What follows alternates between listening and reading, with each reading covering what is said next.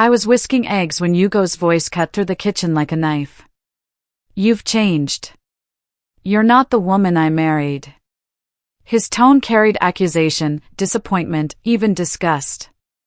I froze, whisk suspended midair, yolk dripping back into the bowl. My heart hammered against my ribs. For a moment, I couldn't breathe. The woman he married? The one who swallowed every insult with a smile?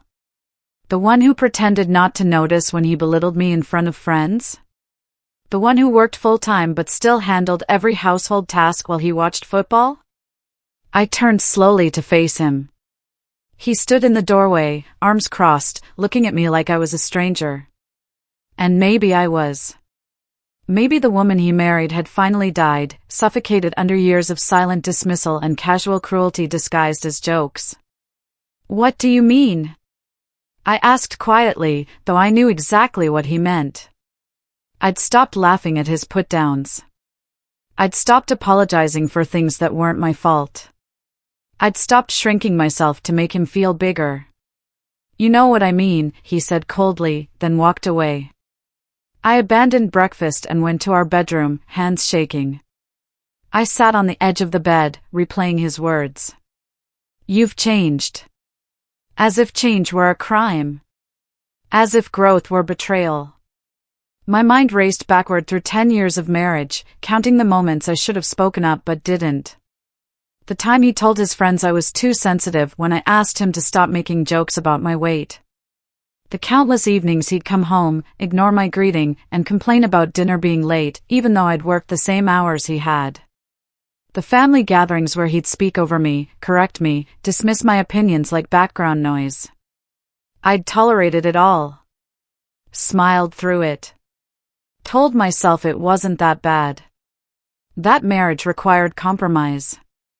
That love meant patience. But somewhere along the way, patience had become doormat. Compromise had become erasure. My phone buzzed. A text from my sister, lunch this week? I stared at it, realizing I hadn't seen her in months. I'd been too busy managing Hugo's moods, keeping the house perfect, being the woman he married. That woman was exhausted. And she was done. I made a decision that morning, sitting alone in our bedroom. No more emotional reactions. No more tears, arguments, or pleading for basic respect. I would simply stop tolerating disrespect. Not loudly. Not dramatically. Just quietly, firmly, completely. Hugo expected one of two reactions from me, explosive anger or desperate apologies. He'd learned over the years how to handle both. Anger, he'd dismiss as dramatics. Apologies, he'd accept with cool superiority. But composure? Strategic calm? He had no script for that. I looked at myself in the mirror. My eyes were tired but clear. For the first time in years, I felt something shift inside, not breaking, but solidifying. Like water turning to ice. I wasn't going to fight him. I was simply going to stop carrying him. When I returned to the kitchen, Hugo was eating cereal straight from the box.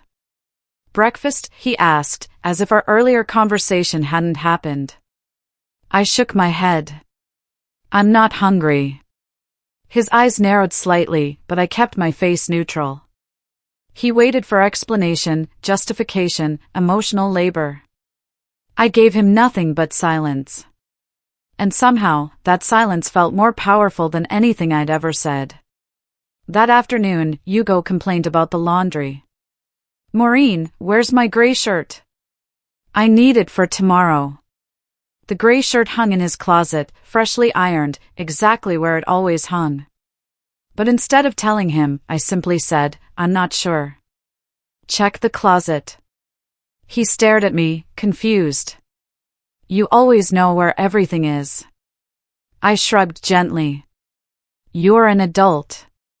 I'm sure you can find it. The words were soft, but they landed hard. I could see him processing, trying to figure out if I was being difficult or if something had genuinely shifted. He went to the closet, rummaging through hangers with increasing frustration. 5 minutes later, he found it himself, right where it should have been. He held it up. It was here all along. I nodded. I thought it might be. You could have just told me, he muttered. I looked at him calmly. I could have. But you have eyes. You don't need me to be your personal assistant for your own clothes. His jaw tightened.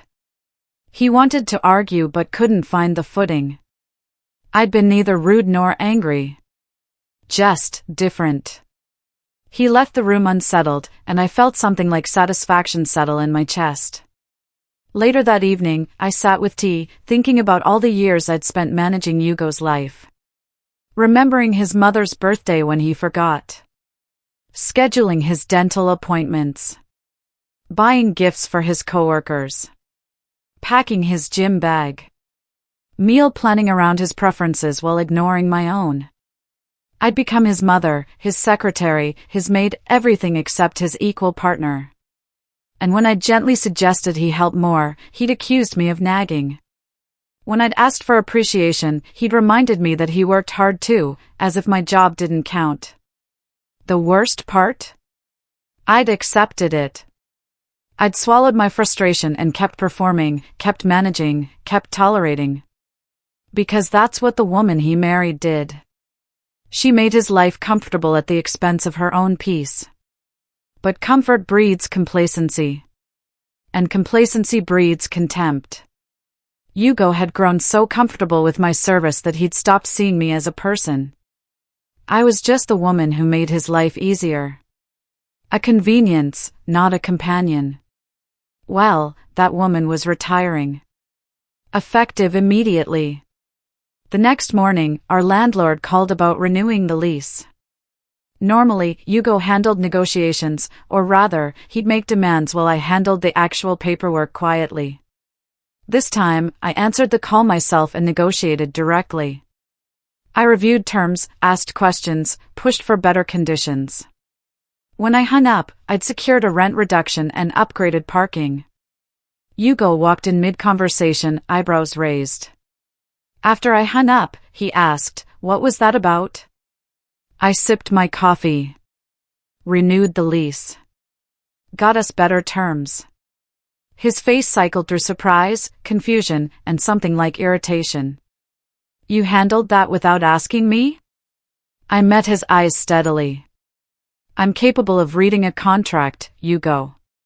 And yes, I handled it. You're welcome.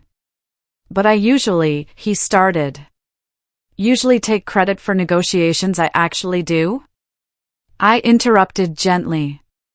Yes, I know. Not this time. The truth hung between us, sharp and undeniable. He'd always assumed he was the competent one, the decision-maker. My quiet work had been invisible to him. Now it was becoming visible. And he didn't like what he saw, his own dependence. Over the following days, something shifted inside me. Not anger, but clarity. For years, I'd sought Hugo's validation, his approval, his acknowledgement. I'd worked myself to exhaustion trying to be the perfect wife, hoping he'd notice and appreciate me. But his version of appreciation was allowing me to serve him. His version of love was accepting my service without complaint. I'd been performing for an audience that never applauded, hoping eventually he'd see my worth. Now, I realized, I didn't need him to see it. I saw it. I knew my value, my competence, my strength. His blindness was his problem, not mine. This empowerment wasn't loud or aggressive. It was quiet, deep, and unshakable. I started making decisions without consulting him. Small things at first, changing the internet provider, reorganizing the kitchen, choosing different groceries. Each decision was mine alone, and each one worked perfectly fine. Hugo noticed. I caught him watching me with confusion, as if trying to solve a puzzle. The household still ran smoothly, but I was no longer asking his permission or seeking his input on every detail. And that shift terrified him more than any argument ever had. Saturday evening, Hugo's brother and sister-in-law visited for dinner. During the meal, Hugo made one of his typical comments. "Maureen's been acting strange lately. Women, right?" He laughed, expecting everyone to join in. Nobody did. I continued eating, face calm, saying nothing. His sister-in-law, Ngozi, glanced at me with concern. "Strange how?" she asked carefully. Hugo waved his hand dismissively. "Just moody. You know how they get." The comment hung in the air, offensive and exposed. I took a sip of water, still silent. Hugo shifted, uncomfortable with my lack of reaction. He'd expected me to either laugh it off or defend myself. My silence left his comment naked and cruel. His brother cleared his throat. "Maybe she's just tired of certain things." Hugo's face reddened. "What's that supposed to mean?" His brother shrugged. "Just that everyone has limits." Ngozi nodded slowly, her eyes on me with new understanding. I smiled slightly, appreciating their perception. The rest of dinner was awkward. Hugo tried to dominate conversation, but his earlier comment had shifted the room's energy. For the first time, his behavior was visible to others. And he felt it. The following week, our water heater started making strange noises. Hugo noticed it Sunday morning. "Maureen, the heater's acting up. Call the plumber."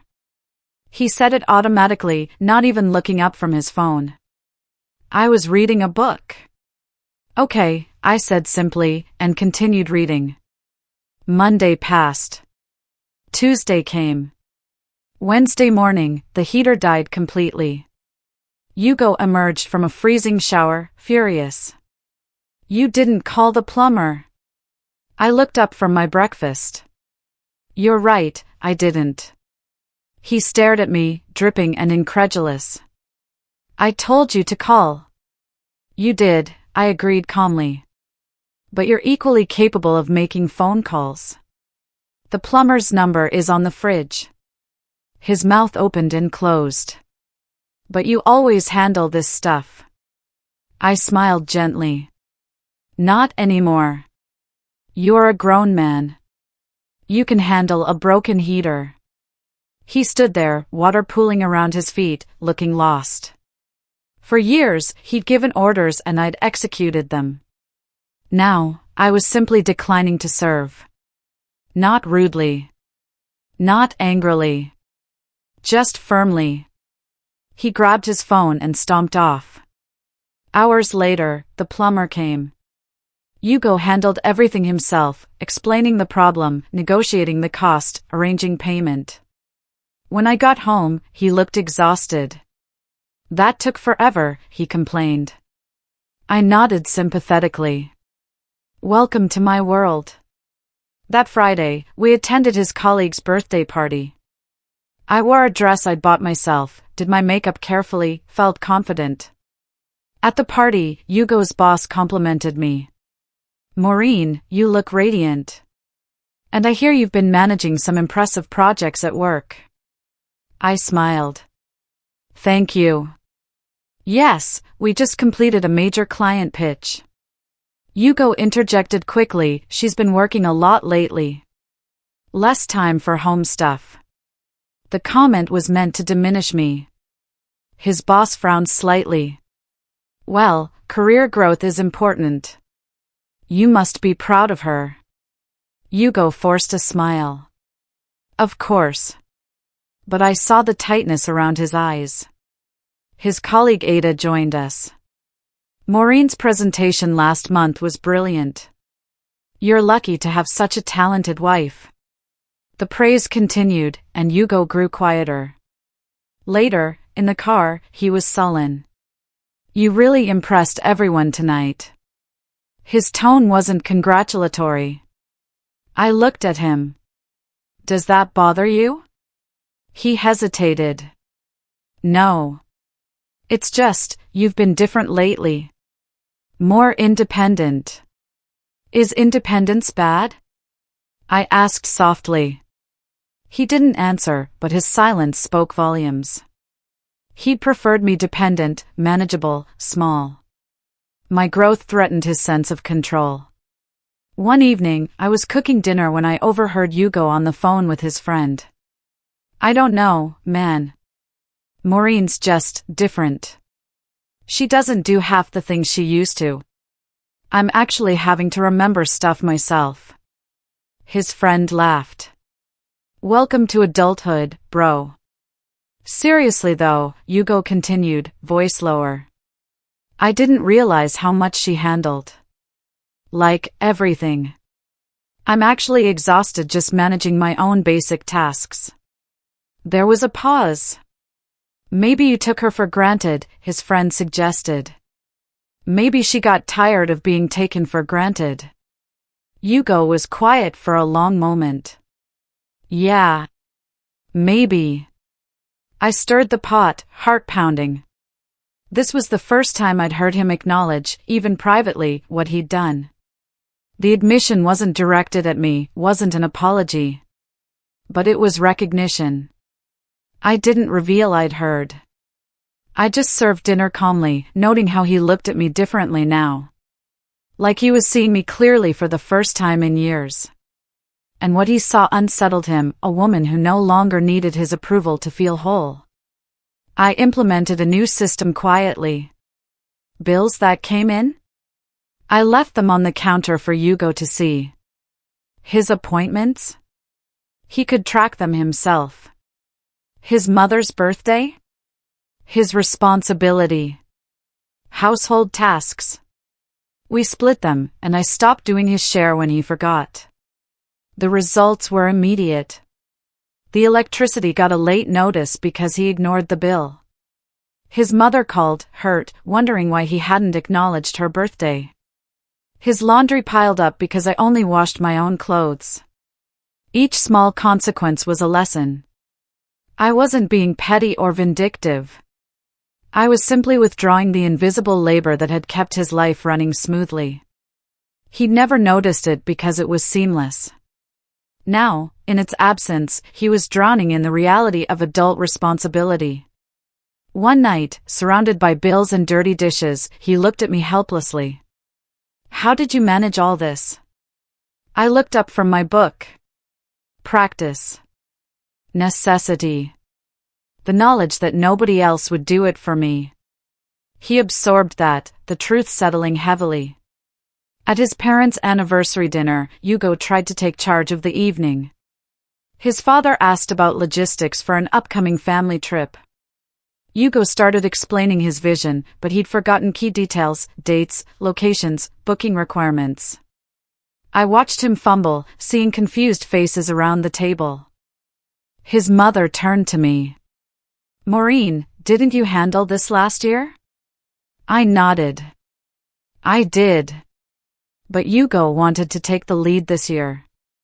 She looked between us, understanding dawning. Hugo's father raised an eyebrow. Son, do you actually have this organized? Hugo's face reddened.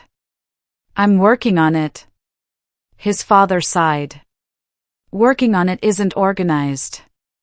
Maureen, can you assist? I smiled politely. Actually, I have the information right here. I prepared it just in case. I pulled out a folder with complete details, dates, bookings, costs, itineraries. The table relaxed, grateful. Hugo's father patted my hand. Always prepared. Thank you. Hugo sat back, jaw tight. I'd let him try and fail publicly, then stepped in not to save him, but to save the family trip. The distinction was important. His competence wasn't my responsibility. Driving home that night, I felt something I hadn't felt in years. Joy. Pure, uncomplicated joy. Not from Hugo's embarrassment, but from my own clarity. I'd spent a decade trying to make him see me, value me, respect me.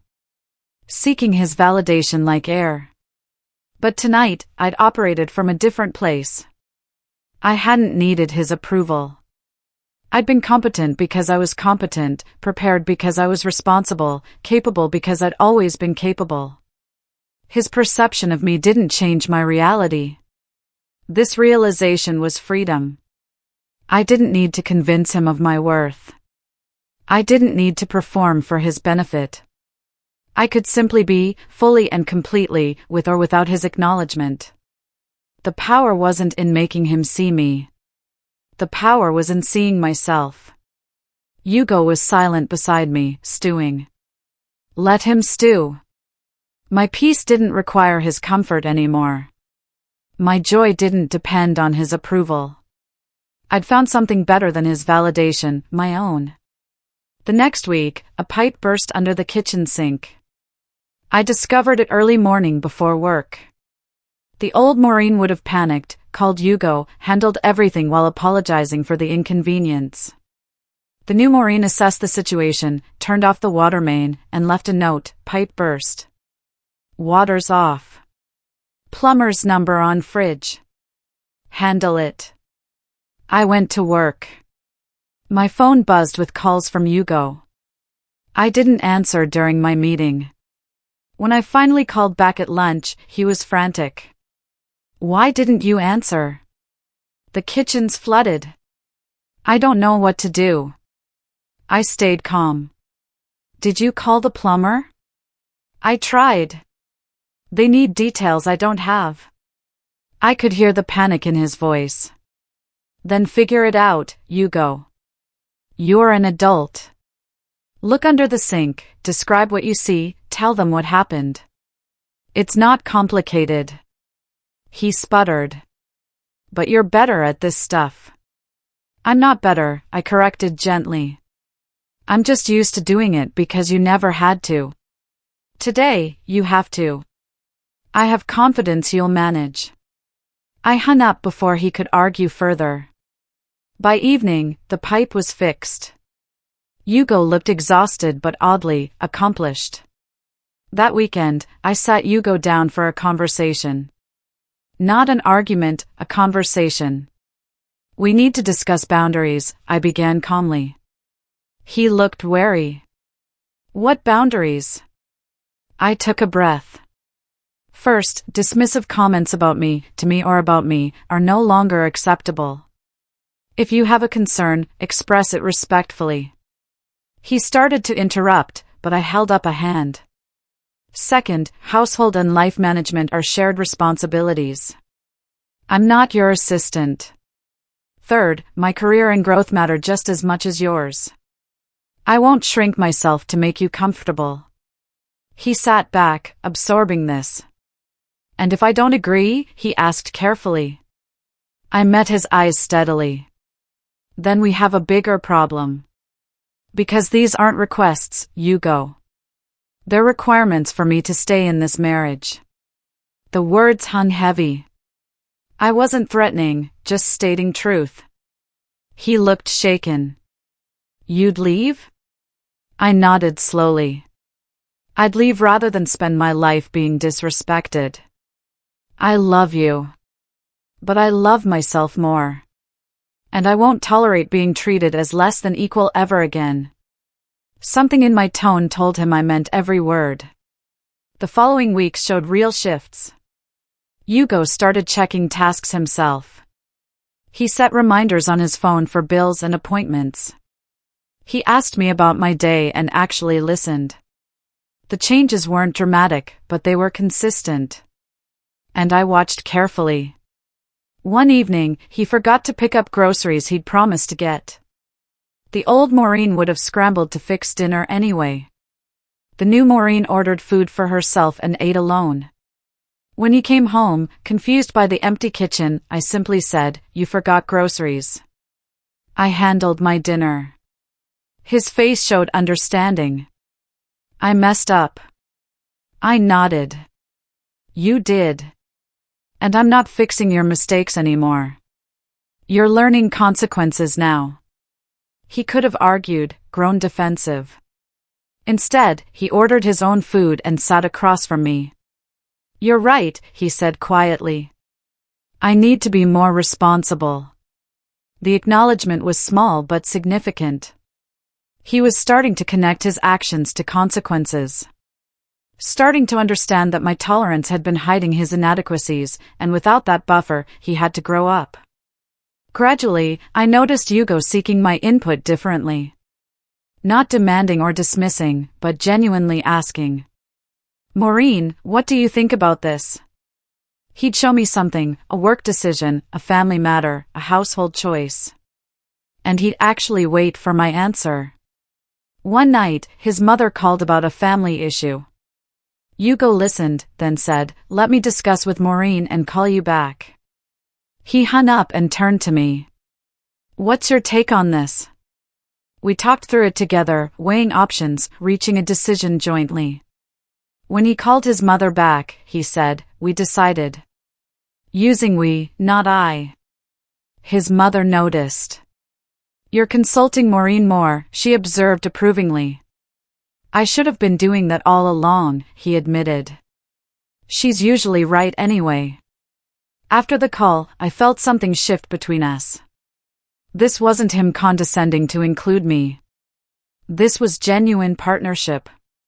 He was learning that my perspective had value, that decisions made together were stronger. The respect I demanded was slowly, genuinely developing. I found myself enjoying this new dynamic. Not because Hugo struggled or because I held power over him, but because I'd reclaimed myself. I made choices based on what I wanted, not what would keep peace. I spoke honestly without fearing his reaction. I existed fully without apology. One Saturday, I told him I was spending the day with my sister. No asking permission, no checking his schedule first, just informing him. He nodded. "Have fun. I'll handle things here." The casual acceptance of my independence would have been impossible months ago. I met my sister at a cafe, and she immediately noticed the change. "You look different. Lighter." I smiled. "I feel different. I finally stopped shrinking myself." She squeezed my hand. "I've been waiting years for you to realize your worth." We talked for hours about life, dreams, plans. Things I'd neglected while managing Hugo's world. When I got home that evening, the house was clean, dinner was started, and Hugo greeted me warmly. "How was your day?" And he meant it. A major opportunity came at work, a promotion requiring more responsibility. The old Maureen would have agonized about how it might inconvenience Hugo.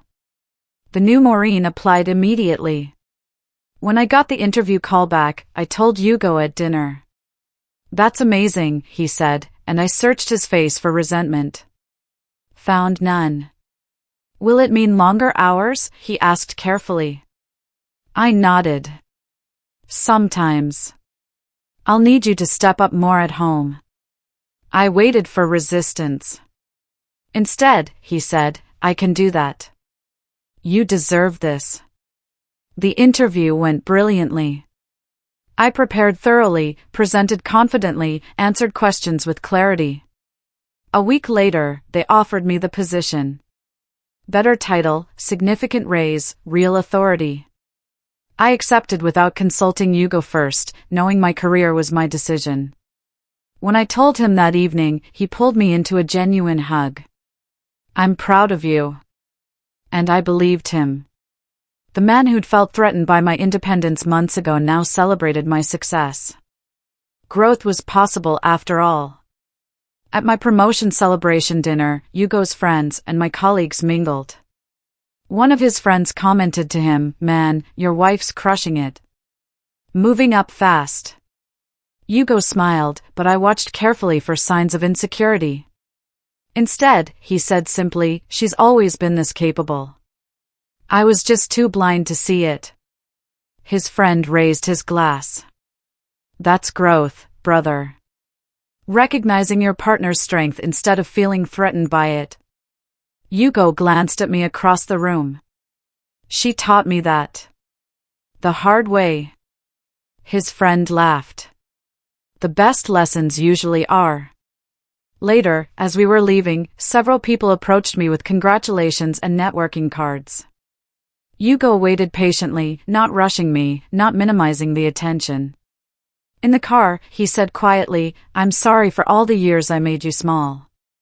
I turned to him, surprised by the direct apology. "You are trying to make yourself feel big," I said gently. "But you don't need to diminish me to be strong. We can both shine."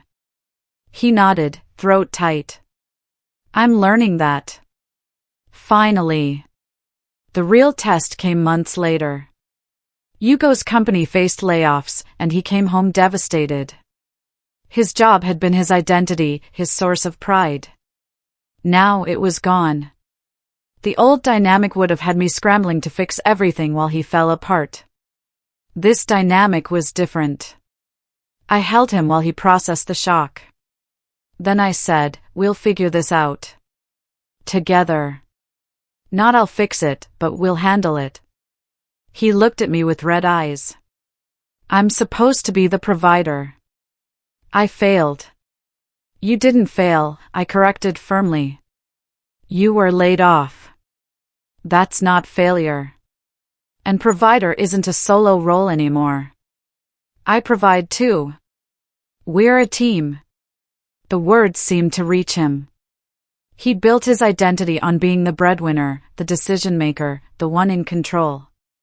Now, he had to learn partnership in crisis. Over the next weeks, I watched him struggle and grow. He filed for unemployment, networked for new opportunities, handled household tasks while I worked. The reversal was hard for him, but necessary. He was learning what I'd always known, that strength isn't about control. It's about resilience. 3 months into his unemployment, Hugo found a new job. Better company, better culture, similar pay. But something had changed in him. The time home had shown him what I'd managed daily, the invisible labor of running a household, the constant mental load, the emotional work. His first day back, he texted me midday, "Thank you for everything you've done all these years. I finally understand."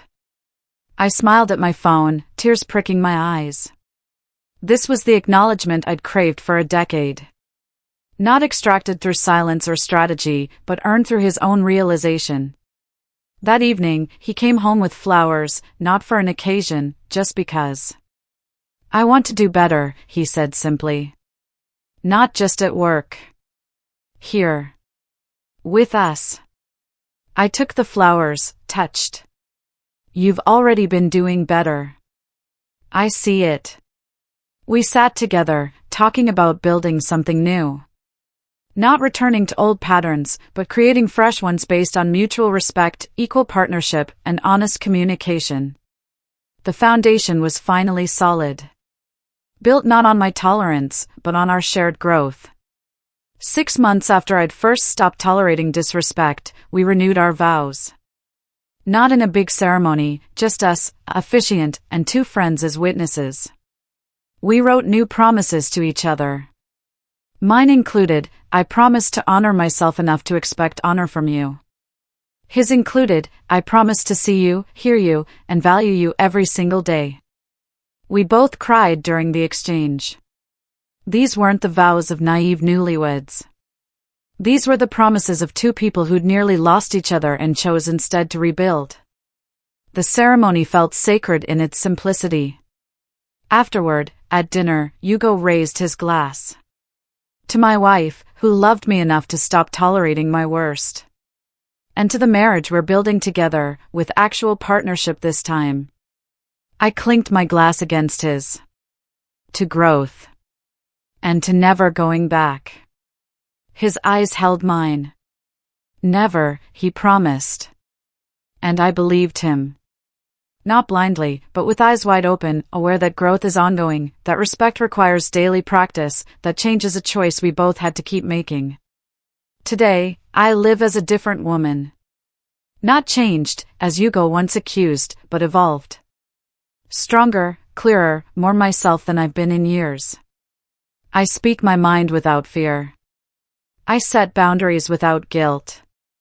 I pursue my ambitions without apologizing. And Hugo supports it all. Our marriage isn't perfect.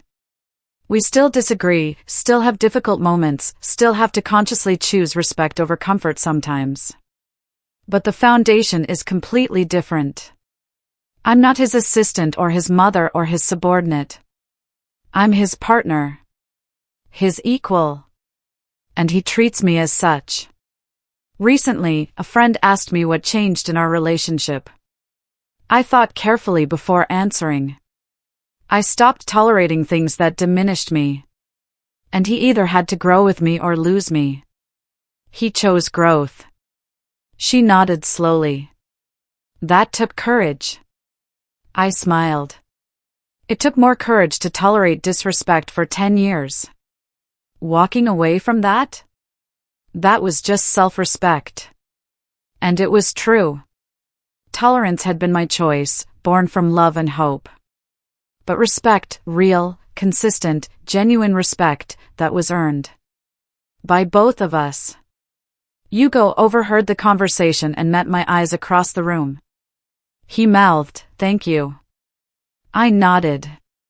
Because we'd both learned something essential: love without respect is just comfortable cohabitation. And I'd rather have difficult growth than easy decline. We chose growth. Together. Finally.